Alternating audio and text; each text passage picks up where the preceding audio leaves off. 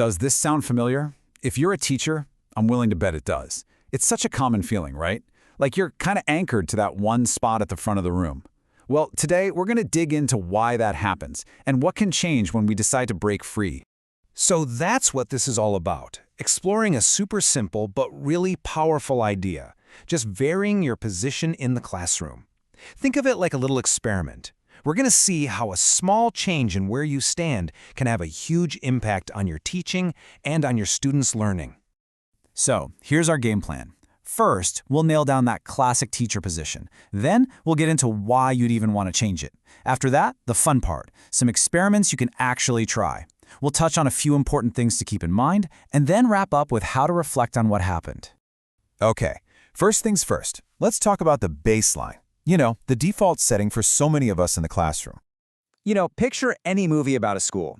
Where's the teacher? Always, right? Front and center. And hey, it makes sense.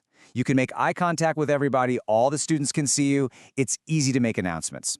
It's pretty much the command center of the classroom. All right, so if that classic position is so practical, why on earth should we bother changing it? Well, this next part really gets to the heart of the matter. And that's really the big question, isn't it? That classic position, it comes from an older model of education, an older way of thinking. But our classrooms today are so different. They're supposed to be active, interactive, way more democratic. So why are we still standing in the same old spot? This really breaks it down. The traditional spot reinforces that top-down hierarchy. I'm the teacher, I talk, you're the student, you listen. But if our goal now is to create an environment that's all about interaction and engagement, if we want to be more of a facilitator for learning, well, our physical position in the room has to reflect that change. Let's be clear, moving around isn't just about getting your steps in for the day. It's about fundamentally shaking up the classroom dynamic. You actually get to work with your students, not just lecture at them. You get to challenge their expectation that you're always about to call on someone, and just as important, you get to see how it changes the way you feel. More connected, more like a coach? Let's find out. So we've got the why down. Now for the really fun part, the how. Here are some actual practical experiments you can try in your classroom, maybe even tomorrow.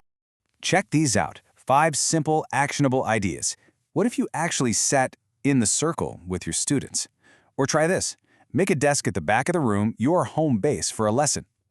See what happens when you give instructions from the side of the room instead of the front. Or for the truly brave, challenge yourself to teach a whole class without ever going to the front of the room. At all. And there's another layer to this whole experiment. It's not just about where you are in the room, it's also about your posture. Are you standing or are you sitting? You would be amazed how powerful just sitting down can be. First off, let's be real, it gives you a much-needed rest. But strategically, it signals a total shift in the mood. If you're telling a story or having a discussion, sitting down just makes it feel calmer, more collaborative. And maybe the biggest one of all, it signals trust. You're non-verbally saying, I trust you to get on with your work. I'm not hovering. Okay, hold on. Before you go and completely rearrange your room tomorrow morning, let's cover a couple of really important things, the fine print, if you will, to make sure these experiments work for everyone. First and foremost, accessibility. This one is non-negotiable. If you have students who rely on reading lips, they have to be able to see you clearly. And be so mindful of lighting. Standing in front of a bright window can turn you into a total silhouette, and then nobody can read your expressions. Something else that's super important to think about is cultural context. Little things can mean a lot. For example, in some cultures, showing the soles of your feet is considered really disrespectful. The key here is just to be observant, to be sensitive, and to be ready to learn from your students about what feels right. All right, so you've tried it. You moved around. You sat down. Maybe you even taught a whole lesson from the back corner. Now comes the most important part. Taking a step back and asking yourself, what actually happened? This is all about just paying attention. What's the vibe in the room now? Does it feel different? Did you notice students talking to you or even to each other in a new way? It's amazing how a small shift in your position can cause a big shift in those relationships. And think about specific students too. What about your quieter ones? It's incredible how often, when you just move away from the front and into their part of the room, they suddenly open up. Your proximity can feel like a personal invitation to join the conversation. And finally, a big question just for you.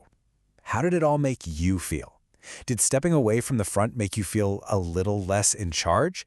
Or did it feel empowering, in a totally different way. Look, there is no right or wrong answer here, but understanding your own reaction is everything when it comes to finding what works for you. At the end of the day, the goal isn't to find one new, perfect spot to teach from forever. The point is to be intentional, to realize that where you stand is just another powerful tool in your teaching toolkit. So the only question left is, where are you going to stand tomorrow?